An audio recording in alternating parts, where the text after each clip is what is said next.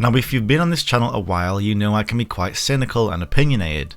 I'm not afraid to openly call out a fundamental flaw about a game I love, so if you do not enjoy a difference of opinion, this video is not for you. With that said, Dark Souls 3 is in a weird state right now. The DLC dropped not even a month ago and people seem to have wiped their hands clean of DS3. Well, why is that? It could be just the timing. Around this time in the holiday season, more and more games are being released, and I wouldn't expect anyone to exclusively play Dark Souls 3, because me personally, I don't feel like Dark Souls is one of those types of games. A time sink, if you were to call it that. I think time sink games such as MMOs and competitive online shooters hold and maintain higher numbers on average.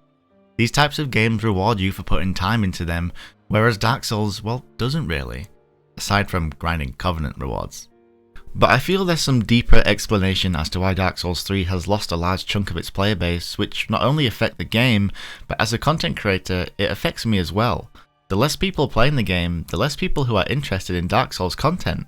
People's livelihoods are at stake, and the majority of that is down to whether people still enjoy playing the game. So there's nothing I want more than for Dark Souls to succeed and grow. But the player base did take a large hit, and I feel that's down to the DLC, Ashes of Ariandel.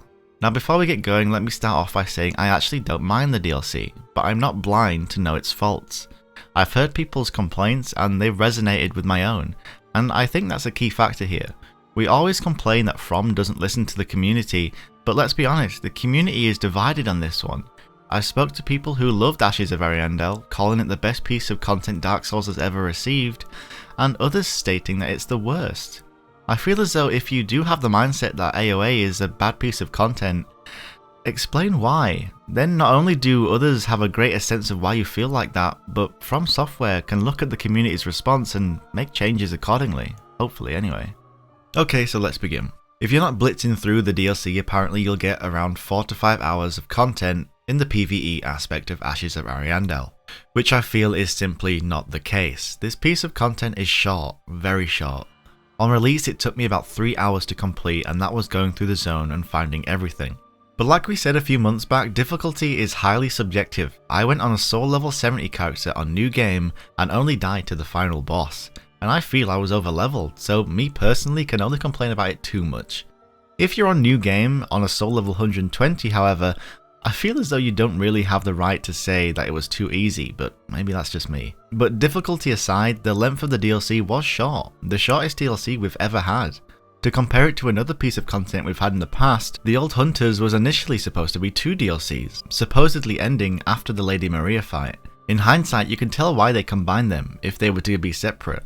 The Fishing Hamlet would have been an insanely short piece of content if packaged on its own. Switching back to Ashes of Ariandel, the world design was somewhat refreshing.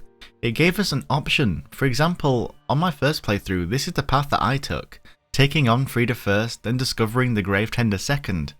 As I opened the door to the chapel and got my bearings, it was a really cool feeling that harkened back to the feeling I got in Dark Souls 1, where the paths would all lead back to Firelink. Now, that's not to say we don't have options in the base game, we did somewhat. If you're skilled enough, you can kill the dancer early on and make your way to the archives, but in Ashes of Ariandel we have that option to us whether we like it or not, and like I said, it was a nice feeling. So it's short, but what's in the experience is actually quite good. The setting of Ariandel is gorgeous, which makes my job making the beauty of videos insanely easier.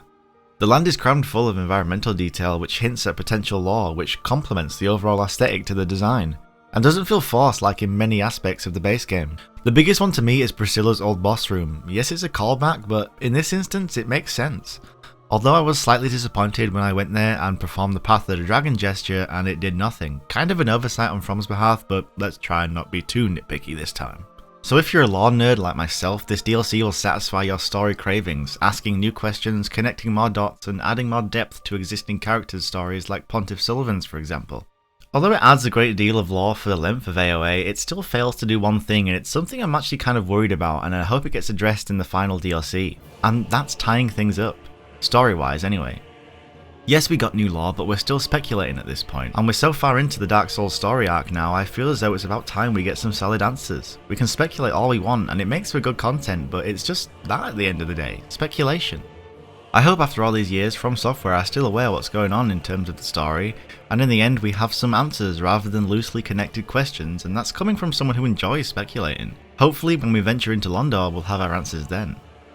With that said, that's not really a dig at the DLC, and more of a dig at how storytelling is dealt with in Dark Souls. Now, this is going to be a very unpopular opinion, but you know what? It'll start a conversation, and that's what these videos are all about. And bear in mind, this is coming from someone who has done lore and speculation videos. I really hope I'm proven wrong in the next year, but I honestly feel From has lost sight on the Dark Souls story. Things are placed into the world with some semi-loose connections, and we the community are told if we want to know more we have to figure it out on our own. This has been the case since Demon Souls, and well, it's all fine and dandy. It was a unique aspect that made Dark Souls stories stand out from the others. But what happens when we want definitive answers and it's not open to interpretation anymore, and we have a concrete story? Perhaps having a solid story was never From Software's intention for Dark Souls, and when the series is all wrapped up, we'll be left with a cliffhanger. Honestly, I don't know whether I'd love it or hate it, so I'll put that question to you guys who do care about the lore. Would you want a definitive answer to the questions that have cropped up over the years, or would you prefer to remain speculating even after the game is finished? Moving on to the bosses of AoA, oh Jesus, I feel this is the most diverse the community has been in a while. The champion Gravetender, well, the wolf is a good fight, but the Gravetender himself, he literally just had the Valahart moveset with no thought into the attire and the overall look of the actual boss, and he's wearing no pants for fuck's sake. I mean, I can't even think of a logical reason. It's not even the right environment to be wearing no pants. The wolf section of the fight is okay, it'll keep you on your toes. A callback to Civ, kind of, maybe. Honestly, it's pretty forgettable. But the last boss, Frida, now, I'll openly admit now I love this fight, but I'm really biased. Because Lady Maria is one of my favourite bosses, ever. And you know this shares similar traits to that fight, all the way down to the moveset. But that still doesn't take away that feeling I got when I realised that this was a 3-phase boss fight. I know Epic Namebro has come out and said that this is now his favourite fight, and honestly it's a really good candidate for that. We met a sister of the Sable Church, we discovered who restored the painting, progressing the story, and for a DLC with only 2 bosses, having one that's just completely forgettable, having no addition to the lore and feels, well, like a filler boss, just adds more fuel to the fire for people who disliked AoA.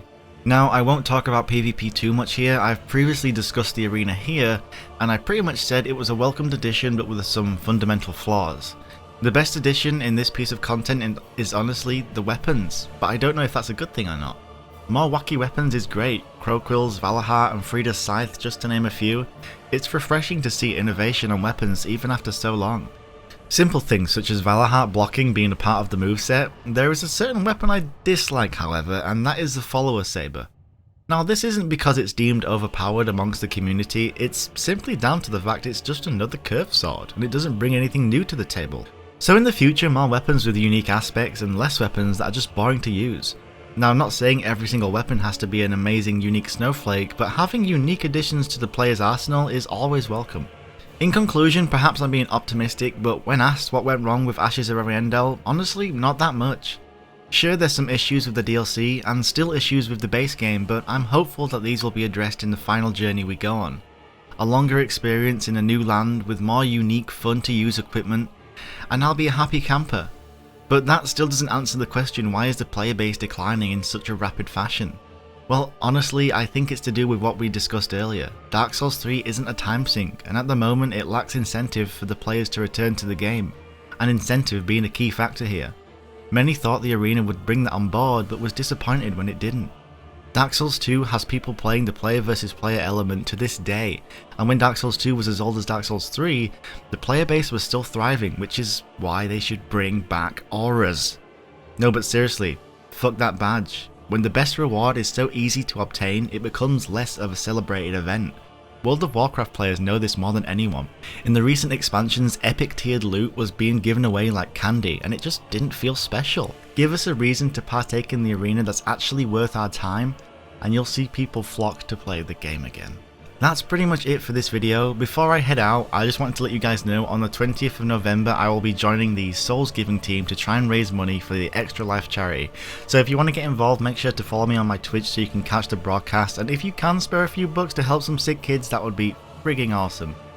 I hope to see you guys there. With that said, take care everyone, be good to one another, and thanks for watching.